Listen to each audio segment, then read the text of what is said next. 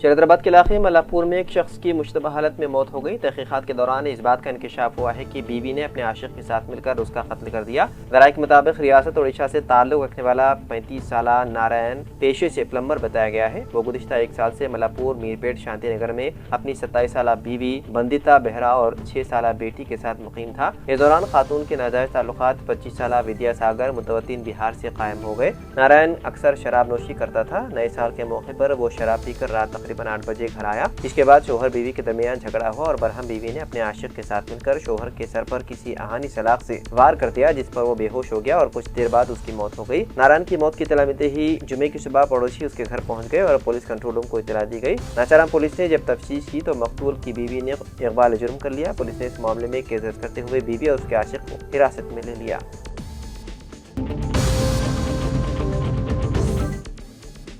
हैदराबाद में एक बुजुर्ग शख्स को डिजिटल गिरफ्तारी के एक बड़े धोखाधड़ी के मामले में 7 करोड़ 12 लाख रुपए का नुकसान हुआ। पुलिस के मुताबिक जालसाजों ने खुद को मुंबई पुलिस का अफसर जाहिर करते हुए बुजुर्ग को मंशियात स्मगलिंग के रैकेट में मुलविस होने की धमकी दी और तस्दीक के बहाने खती रकम ऐंठ ली। पुलिस ने इतवार को ये जानकारी दी। पुलिस के मुताबिक साइबर धोखेबाजों ने गुज़िश्ता साल 27 अक्टूबर को मुतासिर शख्स को फोन किया और खुद को एक कोरियर कंपनी का नुमाइंदा बताया। उन्होंने दावा किया है कि मुंबई से थाईलैंड जाने वाला एक पार्सल उसके नाम पर भेजा गया, जिसमें MDMA नामी नशीली दवा, पासपोर्ट और कुछ डेबिट और क्रेडिट कार्ड पाए गए हैं। जालसाजों ने यह भी कहा है कि पार्सल जब्त कर लिया गया है और मामला मुंबई पुलिस को सौंप दिया गया है। मादाना एक फोन आया जिसमें कॉलर ने खुद को मुंबई पुलिस का ऑफिसर जाहिर करते हुए कहा कि बुजुर्ग एक बड़े मंशियात स्मगलिंग, मनी लॉन्ड्रिंग और दहशतगर्द सरगर्मियों के रैकेट में शामिल है। पुलिस अहदेदारों के मुताबिक मुलजिम ने बैंक अकाउंट्स और सरमाकारी की तस्दीक के बहाने बुजुर्ग से मुख्तलिफ अकाउंट्स में रकम मुंतकिल करने का मुतालबा किया और यकीन दिलाया कि अगर वो बेकसूर साबित हुए तो पूरी रकम वापस कर दी जाएगी। इस दौरान मुतासर शख्स को हिदायत दी गई कि वो इस मामले की इत्तला किसी को न दे। इस धोखाधड़ी के तहत बुजुर्ग शख्स ने 2 माह के दौरान 7 करोड़ 12 लाख रुपए मुंतकिल कर दिए।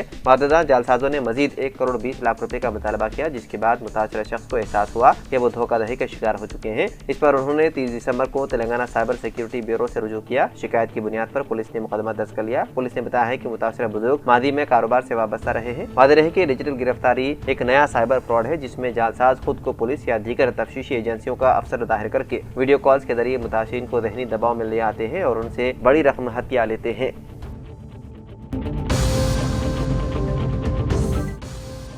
All India industrial exhibition society यानी कि नुमाइश सोसाइटी ने ऐलान किया है कि मंगल यानी कि 6 जनवरी को लेडीज डे मनाया जा रहा है। ये नुमाइश की एक कदीम रिवायत है जिसके तहत हर साल एक दिन सिर्फ खवातीन के लिए मखसूस किया जाता है। उस दिन 10 साल से ज्यादा उम्र के तमाम मर्दों का दाखिला ममनू होता है। मादी में नुमाइश के तमाम मंगल के दिन लेडीज डे के तौर पर मनाए जाते थे, ताहम कम हाजिरी के बायस इस रिवायत को बाद में खत्म कर दिया गया। कहा जाता है कि इस रिवायत का आगाज 1940 में 7वें निज़ाम मीर उस्मान अली खान ने किया था ताकि मुस्लिम खवातीन जो बड़ी तादाद में मर्दों की मौजूदगी के बायस नुमाइश में आने से हिचकिचाती थी, बआसानी इसमें शिरकत कर सके। लेडीज डे की तकरीबात का आगाज शाम 4:30 बजे से नुमाइश ग्राउंड नामपल्ली में होगा, जहां सेंट्रल जोन की deputy commissioner of police doctor के शिल्पावली मेहमान खुसूसी की हैसियत से शिरकत करेंगी। लेडीज डे की तकारीब का आगाज शाम 4:30 बजे नुमाइश ग्राउंड नामपल्ली में होगा, जहां सेंट्रल जोन की deputy commissioner of police doctor के शिल्पावली मेहमान खुसूसी की हैसियत से शिरकत करेंगी।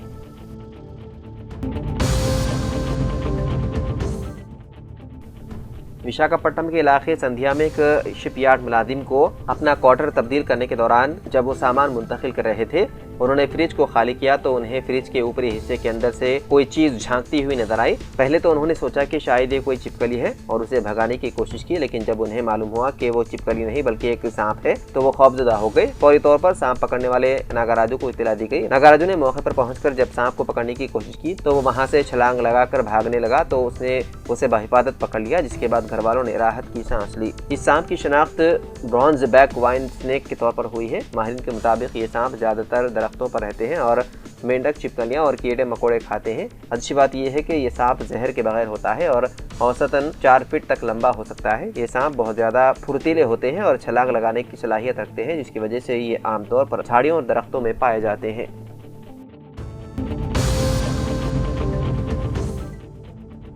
हैदराबाद के चंद्रनगुट्टा ट्रैफिक पुलिस स्टेशन हदूद में एक ऑटो रिक्शा ड्राइवर ने मुबैना तौर पर नशे की हालत में गाड़ी चलाने पर पकड़े जाने के बाद ट्रैफिक पुलिस एहलकारों को मुर्दा सांप दिखाकर डराने की कोशिश की। पुलिस ने इतवार को इस बात की इत्तला दी। ये वाकया हफ्ते के रोज उस वक्त पेश आया जब ट्रैफिक पुलिस की जानिब से मामूल की चेकिंग के दौरान मज़कूरा ऑटो ड्राइवर को नशे की हालत में गाड़ी चलाते हुए पाया गया।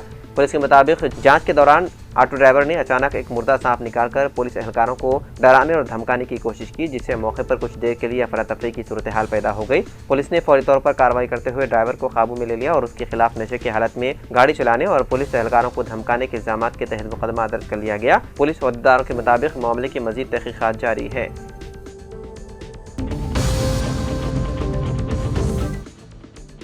तेलंगाना असेंबली में पंचायत राज व देही तरक्यात की वजीर सीताका की जानिब से मजालिस मकामी इंतखाबात में 2 बच्चों के लुज़ूम को खत्म करने की बिल को मंजूरी दे दी गई। वाज़ेह है कि मादी में पंचायत मंडल और जिले परिषद इंतखाबात में मुकाबला करने के लिए उम्मीदवारों के लिए 2 बच्चों से ज्यादा ना होना लाजमी शर्त थी। ताहम ताज़ा तौर पर हुकूमत ने पंचायत इंतखाबात से कबल एक ऑर्डिनेंस के जरिए इस शर्त को खत्म कर दिया था। हफ्ते के रोज उसी ऑर्डिनेंस को कानूनी तरमीम की शक्ल दे दी गई। इस मौके पर वजीर सीताका ने कहा कि इस तरमीम के बाद अब 2 बच्चों से ज्यादा औलाद रखने वाले अफराद भी पंचायत मंडल और जिले परिषद इंतखाबात में मुकाबला करने के अहल होंगे। सियासी हलकों में इस फैसले को अवामी नुमाइंदगी के दायरे को वसी करने की सिमत एक अहम कदम करार दिया जा रहा है।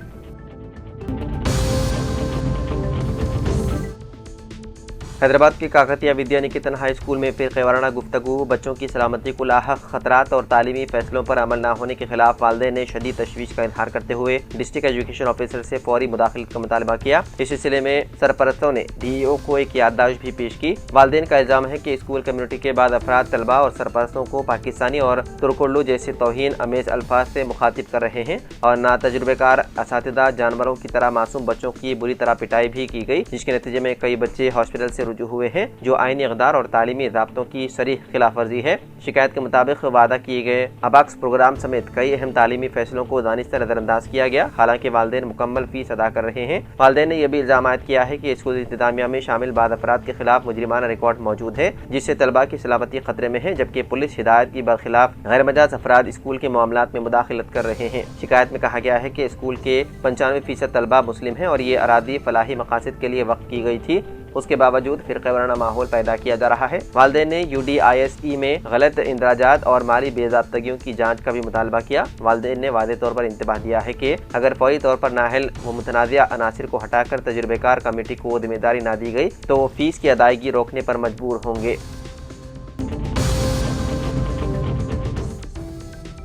हिजाब तनाज़े के बाइस खबरों में रहने वाली डॉक्टर नुसरत परवीन को नीतीश कुमार हुकूमत ने एक बार फिर मुलाजिमत ज्वाइन करने का मौका फराहम किया। 31 दिसंबर की मुकर्ररा आखिरी तारीख तक डॉक्टर नुसरत ने ड्यूटी ज्वाइन नहीं की थी, जिसके बाद महकमे सेहत ने जुमे को एक मरतबा फिर ज्वाइनिंग की मुद्दत में तोसी कर दी। अब आयुष डॉक्टर नुसरत परवीन 7 जनवरी तक अपनी खिदमत अंजाम देने के लिए ज्वाइन कर सकती है। वाज़ेह है कि 15 दिसंबर को वज़ीर आला नीतीश कुमार ने मुंतखब डॉक्टरों में तकर्री के खतूत तकसीम किए थे। इस तकरीब की एक वीडियो सोशल मीडिया पर वायरल हुई थी, जिसमें वज़ीर आला डॉक्टर नुसरत का हिजाब हटाते हुए नजर आते हैं। इस वीडियो के बाद यह मामला पूरे मुल्क में बहस का मौजू बन गया था। डॉक्टर नुसरत को 20 दिसंबर तक ड्यूटी ज्वाइन करनी थी, लेकिन हिजाब तनाज़े के बाद उन्होंने ऐसा नहीं किया। उसके बाद बिहार हुकूमत ने उन्हें 31 दिसंबर तक की मोहलत दी, मगर इस तारीख को भी उन्होंने ज्वाइनिंग नहीं की।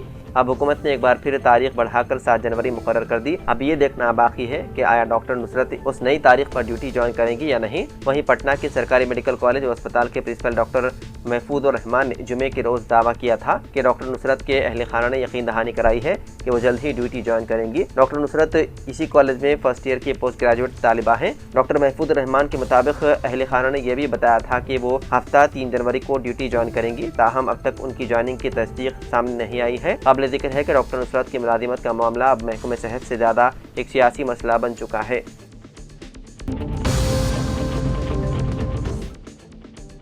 तेलंगाना के जगतियाल जिले के इब्राहिमपट्टनम मंडल पुलिस स्टेशन हदूद में इतवार की सुबह एक खौफनाक सड़क हादसा पेश आया। जख्मियों की फराहम करदा मालूमात के मुताबिक जगतियाल जिले के मेटपल्ली मंडल के मेडीपल्ली गांव के मदाफात में एक RTC बस और ताबेर कार के दरमियान शदीद तसादुम हुआ। हादसे में जख्मी होने वाले अफराद जगतियाल जिले के कोटला शहर के बालाजी नगर के रहने वाले बताए गए हैं, जो कर्नाटक के गानुगापुर दत्तात्रेय स्वामी मंदिर के दर्शन के बाद वापस कोटला लौट रहे थे। इतलात के मुताबिक हैदराबाद की जानिब जा रही मेटपल्ली डिपो की Telangana state road transport corporation की किराए की बस ने मेडीपल्ली मिठपल्ली के मदाफात में भास्कर हड्डियों के दवाखाने के करीब क्रॉसिंग पर सामने से आ रही एक कार को टक्कर दे दी। कार में सवार 12 मुसाफिरों में से 8 अफराद जख्मी हो गए, जिनमें 4 की हालत तशवीशनाक बताई गई है। जख्मियों को फौरी तौर पर मिठपल्ली सरकारी अस्पताल मुंतकिल कर दिया गया, जहां से शदीद जख्मियों को बेहतर इलाज के लिए जगतियाल, करीमनगर और निजामाबाद के अस्पताल को रेफर कर दिया गया। इतला मिलते ही पुलिस मौके पर पहुंच गई और इस हादसे की वजूहात की जाँच शुरू कर दी गई है।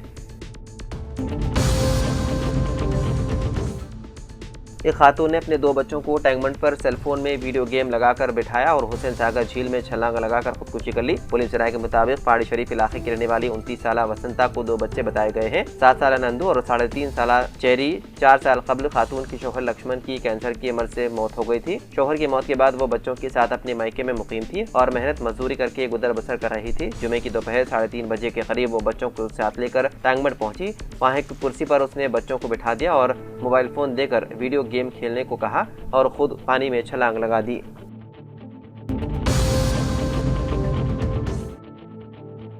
बीआरएस के deputy floor leader T Srinivas Yadav ने जीएचएमसी की मनमानी तकसीम की मुखालिफत करके वजीर आला रेवंत रेड्डी को चैलेंज किया। उन्होंने कहा कि अगर हिम्मत है तो हैदराबाद का नाम तब्दील करके दिखाएं। तेलंगाना भवन में प्रेस कॉन्फ्रेंस से खिताब करते हुए श्रीनिवास यादव ने इल्जाम आयद किया है कि हुकूमत बगैर किसी तकनीकी मुताले और अवामी नुमाइंदों से मशावरत के जुड़वा शहर हैदराबाद और सिकंदराबाद के तारीखी वजूद को नुकसान पहुंचाने की कोशिश कर रही है। टी श्रीनिवास यादव ने कहा है कि 24 असेंबली हलकों पर मुश्तमिल जीएचएमसी की तकसीम में न तो अवामी मुंतखब नुमाइंदों की राय हासिल की गई और न ही जमीनी हक़ाइक़ को मद्देनजर रखा गया। उन्होंने तंज़ीह अंदाज में कहा कि ऐसा महसूस होता है कि जैसी पूरी तकसीम महज गूगल मैप्स देखकर तय की गई। श्रीनिवास यादव ने याद दिलाया कि बीआरएस के दौर हुकूमत में इंतजामी सहूलत के लिए 150 डिवीज़न तश्कील दिए गए थे। उन्होंने कहा कि सिकंदराबाद की एक तवील तारीख और तहजीबी शनाख्त है और उसी शनाख्त को मिटाने के इरादे से जुड़वा शहरों के तसव्वुर को ख़त्म किया जा रहा है। रियासत तेलंगाना में बल्दियाती इंतखाबात के इनेकाद के लिए तैयारियां उरूज पर पहुंच चुकी है। बावसूख ज़राए से पता चला है कि बल्दियाती इंतखाबात के लिए 11 से 20 जनवरी के दरमियान नोटिफिकेशन जारी किए जाने का कवी इम्कान है। इस सिलसिले में हुकूमत तेलंगाना और तेलंगाना स्टेट इलेक्शन कमीशन ने इंतखाबी इंतजामात और तैयारियों का आगाज़ कर दिया। हुकूमत ने रियासत भर में 117 बल्दियाती इदारों में इंतखाबात मुनक़िद कराने का फैसला किया है, जिनकी मियाद मुकम्मल हो चुकी है। इलेक्शन कमीशन इस हवाले से पहले ही उसूली फैसला कर चुके हैं। इलेक्शन कमीशन की जानिब से 1 जनवरी को मुस्वदा वोटर लिस्ट जारी की गई थी, जबकि 10 जनवरी को हतमी वोटर लिस्ट जारी करने का इम्कान है, जिसके बाद 11 जनवरी को इंतखाबी नोटिफिकेशन जारी किया जा सकता है। ताहम अगर संक्रांति त्यौहार और तातीलात के बाइस इसमें ताख़ीर होती है तो नोटिफिकेशन 20 जनवरी को जारी किए जाने का इम्कान जाहिर किया जा रहा है।